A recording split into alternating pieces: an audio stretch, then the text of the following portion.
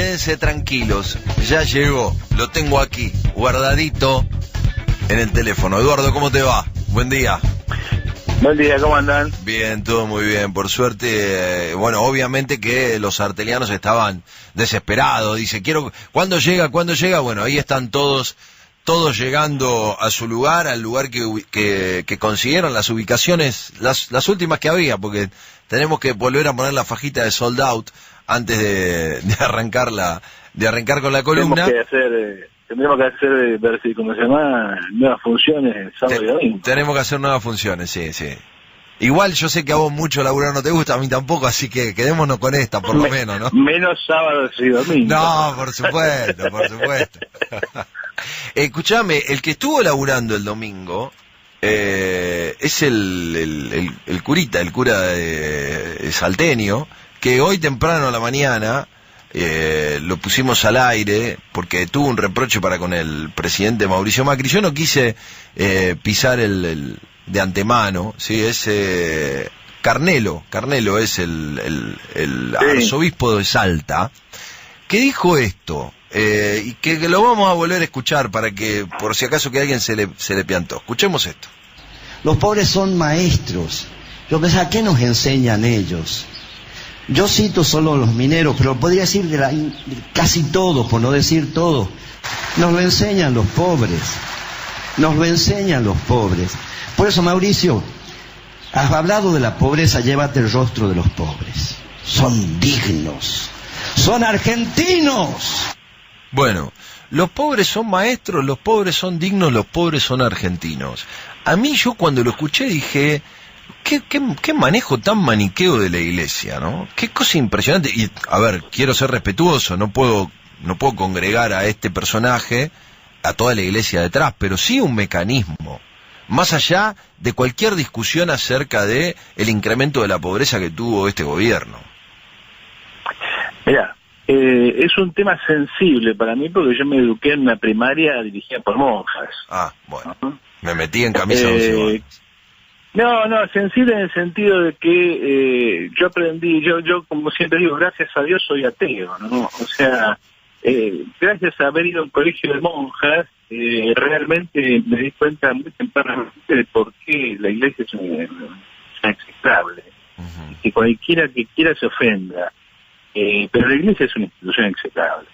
Y no me vengan con los curas del tercer mundo y los que están con los pobres y cosas por el estilo, porque no tiene nada que ver con lo que estamos diciendo. Acá hay un punto que es central, ¿no? La iglesia es primero que nada una institución represiva. Cualquiera que fue una escuela de filiación católica lo sabe, ¿no? Muy represiva, te mete basura en la cabeza y lo hace de la peor manera. Yo recuerdo tener 8 o 9 años y no quería ir a misa, porque los viernes había que ir a misa. Entonces yo me bancaba en la misa y toda esa porquería, ¿no? Y resulta que, claro, yo en un momento ya me agarré del ateísmo a los 10, 11, dije, no, yo no voy. Y nadie te obligaba, porque, digamos, el estricto era una escuela pagada por el gobierno, pero manejada por monjas. Y entonces es una escuela parroquial, digamos, ¿no? Y entonces, claro, sí, no hay ningún problema. Y me dieron una escoba para barrer el tallón, que tenía como 5 metros cuadrados. Obviamente la tercera vez que barrí el tallón porque fui a misa, ¿no? Ese tipo de instituciones tienen por función regimentar a la sociedad, meterle en la cabeza a la gente notable cantidad de porquería, en un contexto de una hipocresía enorme. Yo escuché eso hace medio de reflexión de la mañana cuando me levanté y me fui a llevar a nena a la escuela, y realmente te indigna porque vienen hablando de cosas que no saben, ¿no? Hablan de la pobreza y no son pobres, y si están en alguna villa lo hacen porque quieren estar ahí, los mandan ahí, hacen carrera ahí o cosas por el estilo, no porque sean pobres de verdad. Ser pobre es una mierda, ¿no? Cualquiera que vivió en la pobreza sabe que ser pobre es una mierda. Yo recuerdo en mi infancia, en la cual por suerte no pasé hambre, pero éramos pobres y siempre vivíamos envidiando lo que tenían otros, ¿no? Porque la vida de un pobre es la vida de carencia. Y esa idea de que el pobre es lo mejor que hay, y que de los pobres es el reino de los cielos, y estupideces por el estilo, ¿no? ¿Ah? Es un discurso de la Iglesia que viene desde, por lo menos, el siglo XVII, ¿no? Porque que San Cayetano no es el santo de los sin trabajo, ¿no? Eso es en la Argentina nomás, ¿no? En la trayectoria católica, San Cayetano es el santo de los pobres, de la conciliación de clases. O sea, es el primer santo peronista, ¿no? La idea de ellos, ¿cuál es? Y es muy sencillo. La sociedad tiene que mantenerse como está. Para eso es necesario que la gente no exagere. Y entonces para eso hay que tener una mirada pobrista. Los ricos tienen que ser buenos. Tienen que acordarse de los pobres, no hacer ostentación y dar limosna o caridad, ¿no? Esa es la imagen que tienen de los pobres la Iglesia. Los pobres son algo así como algo especial a los que hay que tratar bien, porque eso te asegura a vos también el reino de los cielos. No está sobre la mesa la idea de eliminar la pobreza, porque eliminar la pobreza presupone eliminar la sociedad capitalista, y la Iglesia es una institución capitalista. Es la única institución humana que ha sobrevivido a 3 modos de producción distintos. O sea, sobrevivió el esclavismo, sobrevivió el feudalismo, sobrevivió el capitalismo en Europa del Este y lo pensás de vuelta, sobrevivió todavía el socialismo. O sea, 4 modos de producción distintos. ¿Y cómo hizo semejante hazaña? Siempre siendo parte del aparato del poder. La Iglesia es un aparato ideológico del Estado capitalista. Y que le reprochen a Macri eso es un grado de hipocresía gigantesco. No solamente porque la Iglesia no podría hablar de cosas que no sabe, ¿eh? Hablan de la sexualidad y se supone que no, que se han castrado a sí mismo, ¿no? Hablan de la familia y hay gente que no tiene familia, porque se han negado a tenerlo, o sea, jamás saben lo que es el bonito, lo que es cuidarlo, y cosas por el estilo. Hablan de trabajo y no laburan, porque esa porquería que hacen no es laburar. Hablan de los pobres y no son pobres, es decir, hablan de todo aquello que no perciben, que no viven, que no tienen ningún contacto. ¿Por qué hacen eso? Porque son una institución moralizante. ¿En qué consiste la institución moralizante? En obligar a todo el mundo a que siga una norma. Y esa norma, ¿cuál es? Resignarte. Lo bueno viene después. Gracias que sos pobre, porque tuyo es el reino de los cielos. Si no hubiera pobres, no podríamos ejercitar la caridad. Así que, como dice la Biblia, siempre habrá pobres entre nosotros, como recordó el Carlos en su momento. Es una institución que además prolija la salida a Fernández. Están todos jugados a Fernández por la simple razón de que es peronista, ¿no? Y así como están jugados al próximo gobierno, y por lo tanto la palita de tierra a este se le tienen que tirar, bien que se pidió de tirarle la palita de tierra hasta que se las tira por el piso. Ahora esperan a hacer el gobierno, y por supuesto que no haya obras. En su momento el Papa dijo: cuiden a Cristina, cuando Cristina estaba casi en la lona, es decir, que no haya quilombo. No, fíjate que el Papa eligió la palabra lío, una especie de confusión. Hagan lío, ¿no? Muévanse un poquito, no mucho. Entonces Grabois va, pide plata, hace una marchita y se va a su casa, ¿sí? Y firma un pacto de paz social. O sea, Macri va a gobernar hasta el 10 de diciembre y después veremos, porque digamos las cosas se arreglan de alguna manera, porque siempre hay lugar para la conciliación, nunca para la confrontación. Esta expresión de cura ridículo, ¿no? Haciendo alusión a que los pobres son reserva moral y cosas por el estilo, que termina con esa patriada nacionalista de cuarta, es la expresión de lo que es la Iglesia en general. Ahora el propio Papa está diciendo: bueno, aguantemos a Mauricio, no lo maltratemos. O sea, que todo siga más o menos bien y que vayamos a un cambio sin mayores problemas. Porque ¿qué es lo que le jodía al Mauricio? Le jode su liberalismo. Le jode su liberalismo en sentido estricto. Le jode la discusión del derecho al aborto. Le jode una perspectiva de la vida en la cual la Iglesia no tiene mucho lugar, ¿no? Eso es lo que fundamentalmente le jode. No le jode otra cosa. Porque si hay algo que funcionó bajo Mauricio es la calidad. O sea, ahí la tienen a Carolina Stanley con una relación espectacular con la iglesia, ¿no? El propio Grabois vivía hablando maravilla de Carolina Stanley. Con lo cual, esto es lo que estamos acostumbrados a ver. Un poder que está fundado en mantener el poder, en hacer que los pobres sigan siendo pobres y utilizarlos como bandera de propaganda. ¿Para qué? Para sostenerse, para sobrevivir.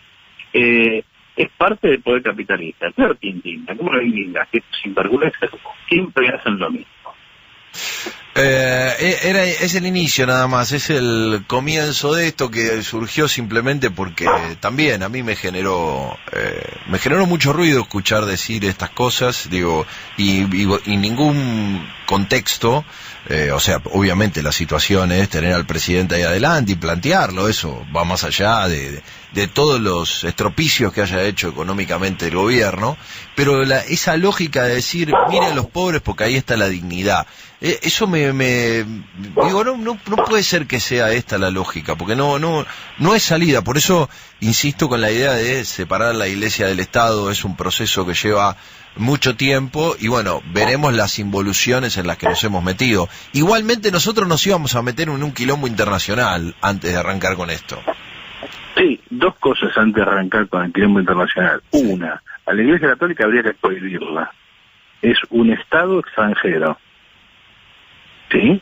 Así que habría que prohibirla. Punto uno. Punto dos, antes de entrar a la cuestión, suavicemos un poquito. Yo quería recomendar un par de cosas hoy, porque estoy podrido de la vida política. Uno, literal, recomiendo a los oyentes que pongan la vista sobre un señor llamado Kim Stanley Robinson. Es un autor de ciencia ficción norteamericano, Sí. muy interesante, que ha recibido innumerables premios. Es considerado algo así como el escritor marxista de ciencia ficción. Para los que son así, les gusta la cosa más teórica y el prurito y la cosa académica, recomiendo sobre la obra de Kim Stanley Robinson el análisis que hace Frederick Jameson, que es algo así como el tope de los estudios culturales marxistas, y una de las partes más importantes de la actualidad en el campo de la cultura.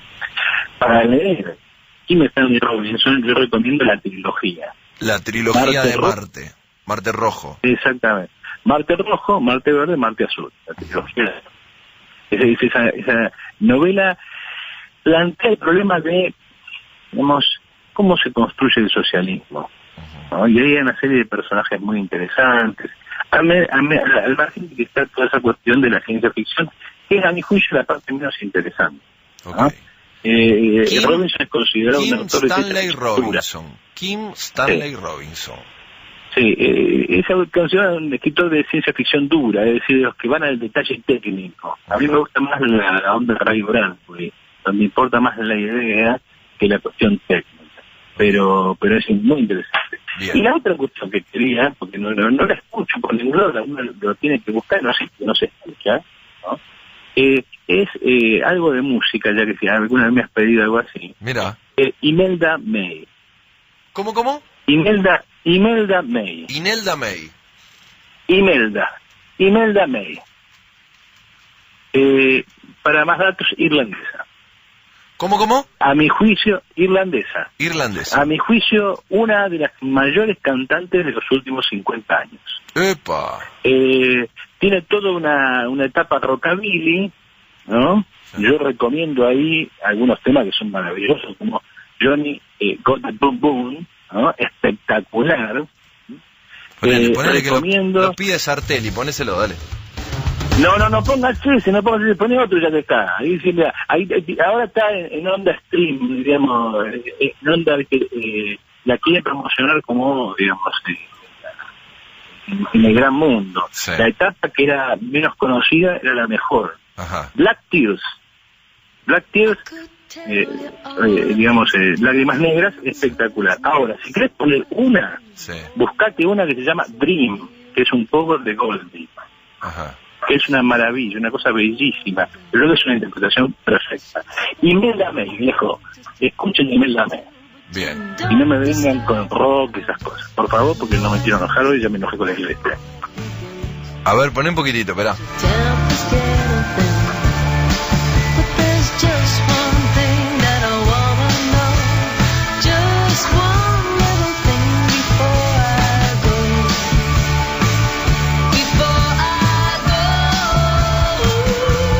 Esta es la recomendación musical de Eduardo Sartelli. Me choqueaste hoy, me tiraste. ¿Viste? Te voy a tirar una así cada canto. Bueno, perfecto. Antes de Boris Johnson. Entre dos cosas amargas, digamos. Sí. Boris Johnson, los chinos, la General Motors. Se amontona en el horizonte lo que venimos señalando hace rato. El mundo flota sobre una base enorme de papel picado y vamos hacia una agudización de la recesión que ya está planteada. Y que ya está planteada desde 2008. Vamos a una agudización de esa recesión que ahora va a empezar a manifestarse de una manera muy, muy importante. Recomiendo un artículo de Paul Krugman en el diario El País, donde Paul Krugman critica a Trump y muestra cómo, si bien desde su punto de vista la economía no va hacia una recesión todavía, las medidas desesperadas que está tratando de tomar Trump muestran que no solamente Trump no sabe nada de economía, lo cual es fácil de darse cuenta, sino que muestran que la economía norteamericana va a enfrentar una serie de problemas porque no termina de resolver el problema chino. Y va, no lo dice Krugman, lo digo yo, va hacia, que si le hace caso a Trump, sobre todo desde el punto de vista de Krugman, va hacia lo que uno podría llamar una trampa de liquidez, o como algunos analistas imaginan, una especie de japonización del mundo. Ya lo hemos dicho muchas veces, desde los años mitad de los 90, Japón vive en una trampa de liquidez. Es decir, cuando vos vas al banco y te dan plata y cuando tenés que devolverla, devolver menos de lo que tenés que devolver porque la tasa de interés es negativa, eso quiere decir que virtualmente te están regalando la plata. Virtualmente, espera, virtualmente, porque se cortó justo ahí. ¿Virtualmente estás? Te están regalando la plata. Sí. Te regalan la plata. Vos pedís 100 pesos y cuando vas a devolver la tasa es 0 o por debajo de la inflación y por lo tanto devolvés menos de lo que sacaste. Sí. Eso pasa en la economía japonesa desde hace mucho tiempo porque es un estímulo a la economía. Así que algunos de los instrumentos keynesianos, sobre todo típicos, es bajar la tasa de interés. Sí. El problema es que hay un punto en que la tasa de interés es 0 o negativa, porque la inflación es mayor, y el resultado es que la economía no crece. Eso se llama trampa de liquidez. O sea, tiraste todo el mercado y no pasó nada. Okay. Ya Europa ha bajado la tasa de interés casi a niveles negativos y Trump se acaba de enojar con la Reserva Federal precisamente por eso. Sí. Porque Estados Unidos tiene una tasa de interés demasiado alta, 2, algo, y entonces la idea es bajarla todavía. Es decir, el mundo va a tasas de interés negativas. Y eso es una muy mala noticia para el mundo capitalista, por supuesto. Y eso ya empieza a reflejarse en un clima creciente en Estados Unidos de conflictividad laboral.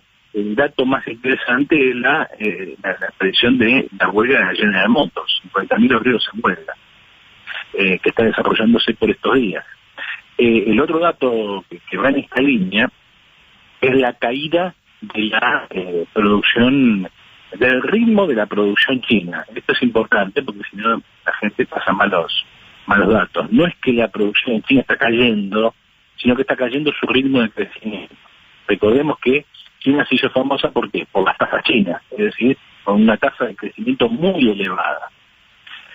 De alguna manera China reproduce la experiencia de otras economías como Corea o como Japón. Es decir, China tiene en el horizonte un problema muy serio. Y eso lo lleva a la confrontación con Estados Unidos, una confrontación que al mismo tiempo no puede sostener.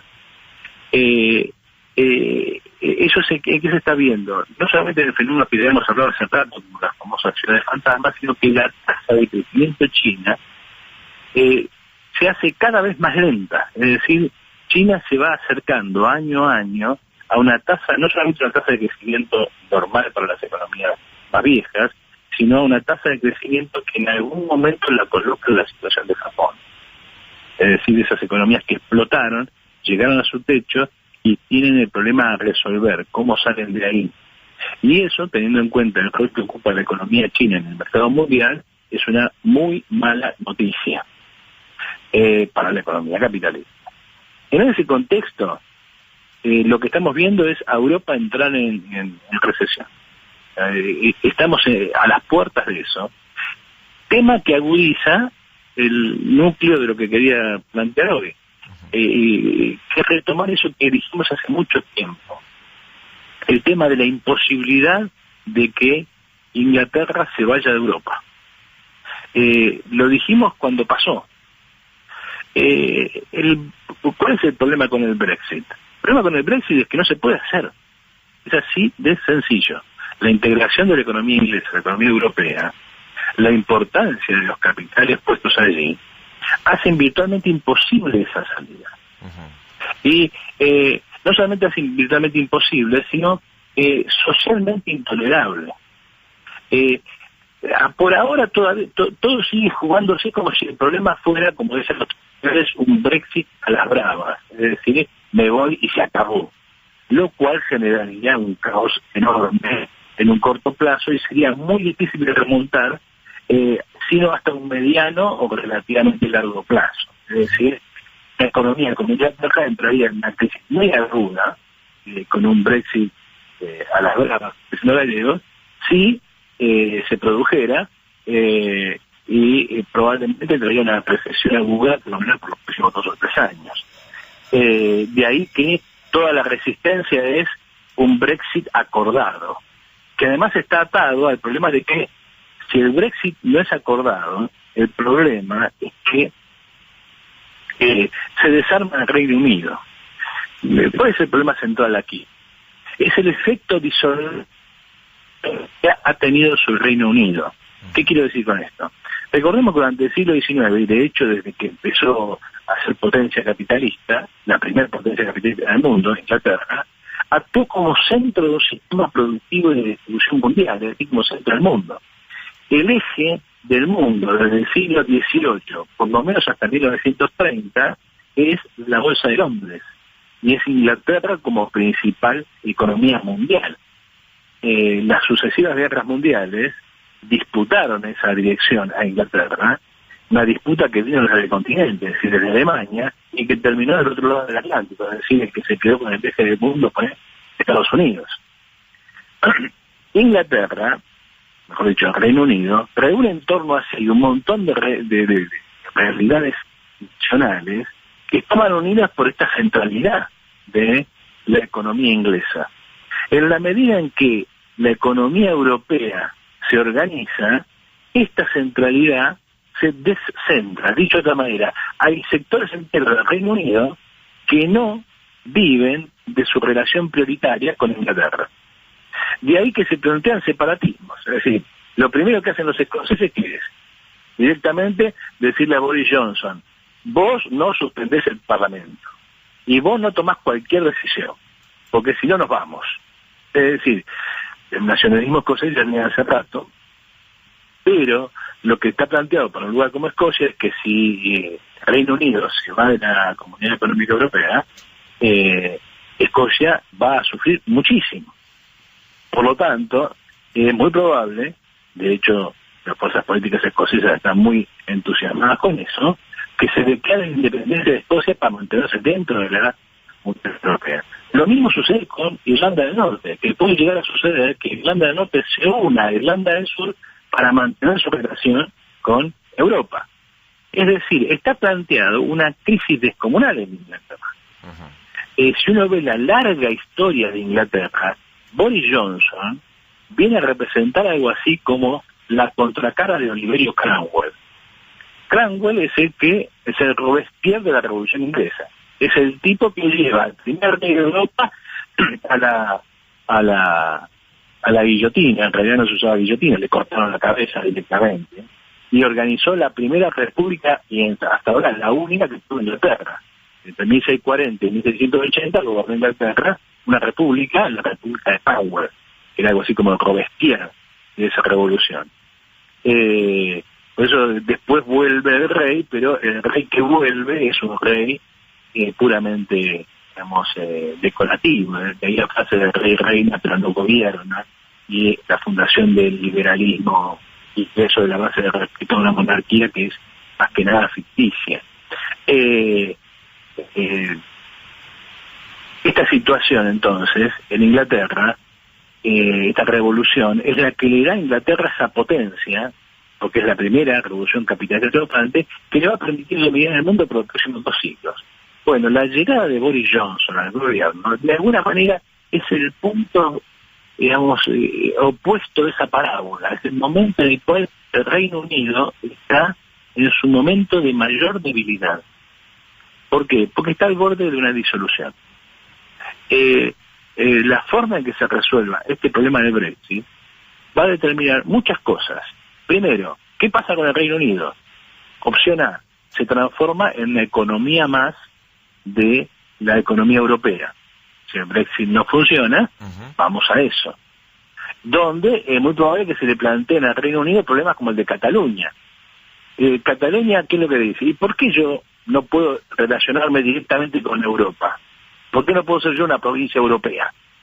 Y tengo que someterme al Estado español, Estado que me cobra un peaje para participar de esa economía europea. Y ese peaje consiste en lo que aquí llamaríamos, digamos, coparticipación federal. Mantengamos Andalucía con plata de Cataluña y de Castilla. Si yo puedo relacionarme directamente con Europa. Lo mismo le está pasando y le puede pasar si el Brexit finalmente no digamos, se revoca, que Inglaterra vaya a una disolución en la economía europea y veremos allí el triunfo final de la economía alemana. La otra es que el Brexit triunfe y la economía del Reino Unido terminen desmadrados y desarmándose. Es interesante colocar esto en el contexto de la crisis que se viene. ¿Por qué? Porque la crisis va a potenciar el problema del Brexit, no lo va a solucionar. Si efectivamente vamos a una recesión mundial, el problema del Brexit se va a transformar de un problema hasta ahora político en un problema de una aguda confrontación social. Es decir, guarda porque en cualquier momento Inglaterra puede dar novedades políticas muy importantes. Es decir, la crisis social puede profundizarse y transformarse en una crisis, no digo revolucionaria, pero con características particularmente agudas. Vos sabés que hace rato que venimos siguiendo al detalle todo lo que pasa con Inglaterra, porque es realmente paradójico, es interesante lo que estás planteando, porque profundizás aún más lo que nosotros venimos describiendo del día a día, de ese conflicto que vemos de rebote, con un Boris Johnson que se asemeja estéticamente a Trump, digo, parece como que le dieron la navaja para salir a cortar y que dependiendo de lo que corte el mono, vamos a entrar en un conflicto más grande, porque esto va a extenderse, digo, no estamos hablando solamente del conflicto europeo que puede traer la salida, sino de, bueno, toda la interconexión que hay, obviamente que puede terminar trastocando cualquier cosa, empresas que están afincadas acá, digo, uno no termina de ver hasta dónde se transfiere semejante conflicto, así que me resulta más que interesante todo esto que estabas planteando.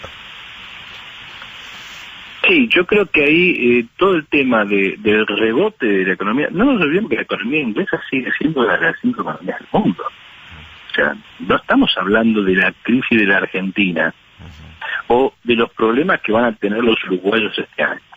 ¿Cuál es el problema de los uruguayos este año? Otra vez los argentinos. Uno podría decir, digamos, que todo el problema de Uruguay es la Argentina, porque a Argentina le va bien, van todos a Punta del Este y Uruguay más o menos se sostiene. Que a la Argentina le va mal, deja de ir la gente a Punta del Este y otros lugares, sobre todo la llamada clase media, que va de Punta del Este hacia el norte, buscando, digamos, menores precios, ¿no? Digamos, uno puede ir de Punta del Este, Cabo Polonio, toda esa zona, ¿no? Y Santa Teresa, hasta el Chubut, que es lo más barato de todo, ya algo de la frontera. Si no se van pidiendo, el Chubut es muy barato, y está en Uruguay. Pero, digamos, salvo los que van a Punta del Este, porque, digamos, aquí digan en presentación, el grueso del turismo argentino en Uruguay se va a frenar notablemente. Y Uruguay va a tener problemas. Ahora, eso para la economía mundial, nada. no estamos hablando de eso cuando hablamos de Inglaterra. Estamos hablando de la descomposición de un sistema que durante 200 años gobernó el mundo y que todavía hoy es una economía de relevancia mundial. Eso quiere decir que en el horizonte se amontonan nubes muy negras. Sumemos Trump, sumemos China, sumemos Inglaterra, ni hablar de otros lugares del mundo, ya con eso tenemos bastante, y vamos a ver que la tormenta es fuerte. Por eso me parece que es importante tomar la recomendación que hice. Uno se sienta, se toma un vinito que le guste. Sí. Los argentinos son fanáticos del Malbec, yo prefiero el Cabernet Sauvignon. Y siempre, ya te veo, siempre sos Contreras, hasta en eso, la gran... Y se pone a escuchar Imelda May y lee Metan Robinson y Cabernet. Perfecto, me encantó. Eduardo, buena semana. Igual para ustedes. Chau, chau. Ahí estábamos con Eduardo Sartelli, como cada lunes, hoy un extra, ¿no? Con todo un contenido que me parece que va a dar que hablar entre los amigos sartelianos.